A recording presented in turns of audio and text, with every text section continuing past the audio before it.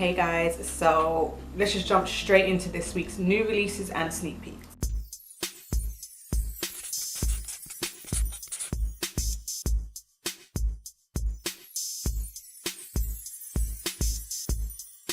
Okay, so first up is the Lily Lash's Lash Rack. Personally, I don't feel like there's any need for this because I'm not being funny. A gust of wind or whatever, like when you're fanning your setting spray on your face, that will just whoosh, just take that straight off of the table, out of that lash rack. You can just put it back into its original casing that it came with. Like, I don't understand the point or need of this. It does not look secure. Like, I don't think that this is necessary or needed. Personally, I just don't. The Be Perfect Cosmetics Sub-Zero, which is a collab with Mitchell.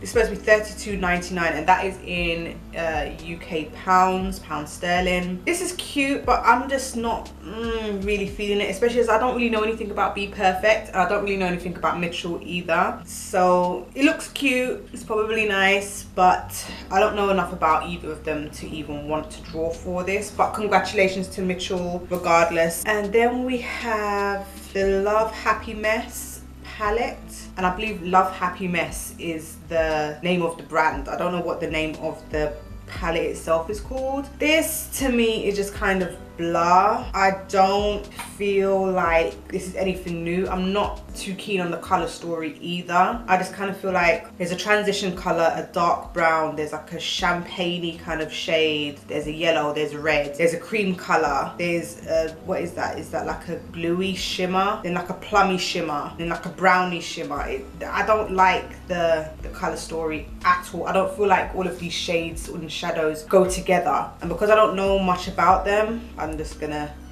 slide on by. Then we have the Huda Beauty family are doing fragrances now, and it's called Kayali fragrances. Okay, it's kind of like when Kim Kardashian does her fragrances, they're only online. Now I'm sure that in the States, no, even over here you can get Huda Beauty, but this is a whole new brand. So I think in Selfridges and in Harrods you can get Huda Beauty, but there's no guarantee that Kayali is going to be sold alongside Huda Beauty. So it's kind of like you get it and you get it from online, and then what? I'm sure you guys will be able to smell it in Sephora or wherever it's going to be sold, but I don't have that luxury. But the packaging looks so luxe. I love it. I absolutely love it. I love the diamond lid. I love the shape of the bottle. It looks really, really expensive.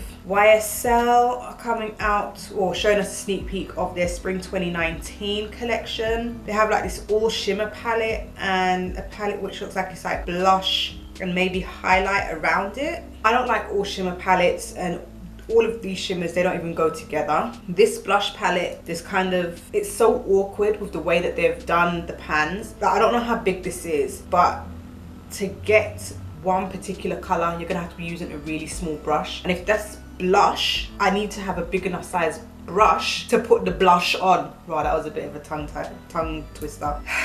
I'm not with it. I'm not feeling this at all. Sorry. Then we have the Too Faced Pretty Rich collection. This is an extension of their diamond light highlighter. So they had the regular one, and then they came out with like two other shades, like a pinky one and a goldy one, and now they've got a whole eyeshadow palette. I'm not feeling this either. Usually Too Faced stuff, I really like it, just the aesthetics, even though I know that they can repeat a lot of shades. But this, to me, I'm not feeling this. I'm just not feeling it. I understand because it's diamond themed, there's a lot of shimmers in it, but I don't like the colors. I'm just not feeling it at all.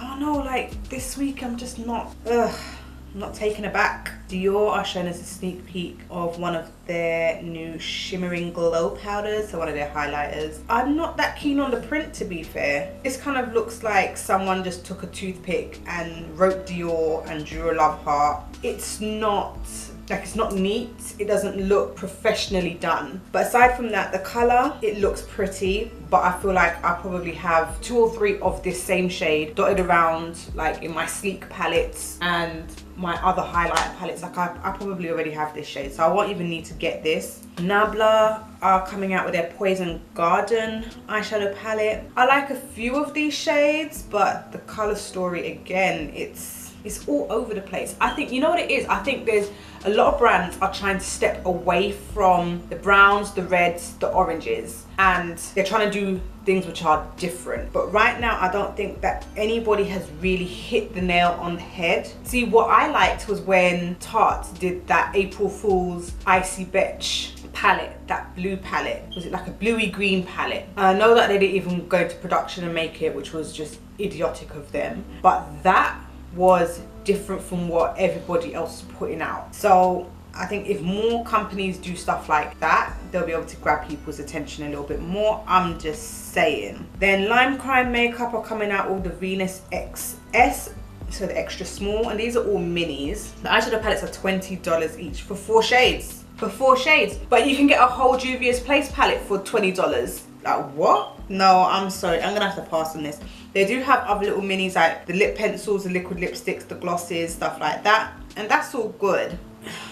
I think minis are good for people who have lots of like lipsticks or lots of makeup or whatever, and they tend to change out a lot of their makeup. So the chances of them getting through that mini is a lot higher than if they had a full size. Like me with my full sized lipsticks, the chances of me getting through them is really, really slim. So a mini, I feel like for me, would be a good idea, because all of these full sizes that I'm looking at right now is just kind of like, I'm never gonna get through these. But if I had a mini, the chances of me getting through it is a lot higher. And that way I can feel like I'm actually using my makeup and I'm actually getting through it, and you know what I'm trying to say. Besame Cosmetics are teaming up with Disney for a Peter Pan situation, and this is the Mermaid Lagoon. Last year was Snow White, apparently. This, I don't like it, because it's like, it's Peter Pan, I don't think of Mermaid Lagoon. Peter Pan, I'm thinking about obviously Captain Hook, I'm thinking about the Lost Boys, I'm thinking about all of those kind of things, like Wendy and all of that. I'm not thinking about Mermaid Lagoon. So I think if they were doing this, why didn't they do Little Mermaid? Because it's mermaid, so why not just do Little Mermaid? It just makes sense to me, rather than Peter Pan, Mermaid Lagoon. But that's just my thoughts anyway. I think that this looks very, very much like kids play makeup. It does not look professional to me in regards to appealing to an audience like myself, who is a serious makeup lover. But maybe that wasn't what they were going for. But when you're coming with prices like $48 for an eyeshadow palette, I know there's no mother who's going to be buying their little child a $48 palette for it to just be trashed, or you know what I'm saying? Like, that's like, you're clearly trying to get to people who have money. So this to me just looks really, really childlike. I'm not into it. I'm not feeling it, I'm sorry. Then we have Dior, who are coming out with their Candyland collection for spring 2019. I think these look cute, but it's like, okay, aside from the candy looking lipsticks, aside from the cute packaging, if we stripped all of that away, would I want to buy these products? No. And especially as it's Dior, it's not going to be cheap by any means. Then Kylie's coming out with her high gloss lip glosses. Okay. Urban Decay On The Run palette. This is a new one. It's 8 shades. Cute little travel palette, but I don't like using high-end for travel. And if I was to buy a palette this size, I would want it to be so that I can use it for travel. But I don't really go nowhere too tough as such. So, but yeah, I wouldn't purchase this and say, oh yes, next time when I'm going to wherever, I'm going to pack that Urban Decay palette. Like, no, because I'd be shook that I'm going to break it, lose it. And Urban Decay, it's not cheap. The colours though, they're pretty, but they're colours that we've seen before. But I guess when you're buying a palette for travel, because the On The Run stuff is mainly for travel, like there's small travel size stuff. So I guess when you're getting travel makeup, you just want the staples. You want to be able to just create a decent look, a really nice look using the staple colors. Like you need a transition, you need crease color, you need a lid color, probably a shimmer or two. So this has all of those elements, but I just don't, I just wouldn't.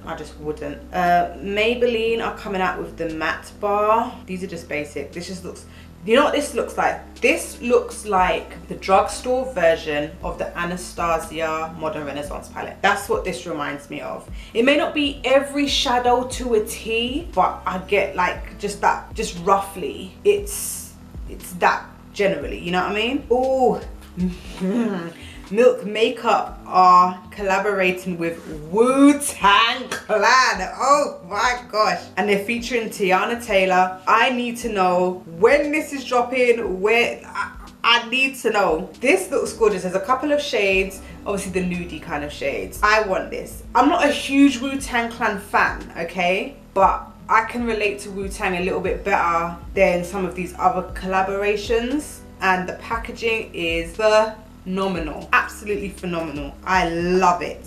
And my girl Tiana Taylor's on it too. I like this. I need to find out more about it and when it's going to be dropping. I need to find out a little bit more about it. And also we have Maybelline and Disney. Ciao. I don't even really know what to say about this because this just looks boring. I just kind of feel like they slapped Disney's name on a couple of palettes, on these lipsticks. It just doesn't look, the Disney collaboration with Colourpop was fire. The packaging, okay, I can't say that the shades were out of this world phenomenal, but they were a lot more interesting than this. Like, this just looks boring. The packaging's alright, okay, that's great, but I just can't relate to this at all. I just kind of feel like this is a little bit of a disappointment, to be fair. But at the same time, you know what, I can't be asking too much because I kind of feel like Maybelline is a drugstore brand, but they've been around for so long. Is that really an excuse that they're drugstore? I don't know. I don't think so. Ugh, anyway. So let me know what you are interested in, if anything. I'm only really interested in the Milk Makeup Wu-Tang Clan Tiana Taylor collaboration. I hope that I can get my hands on a couple of those lipsticks, providing that the price is right, which probably won't be because it's Milk Makeup. And anyway, if you like this video, give it a thumbs up. Don't forget to subscribe, and I'll see you in the next video.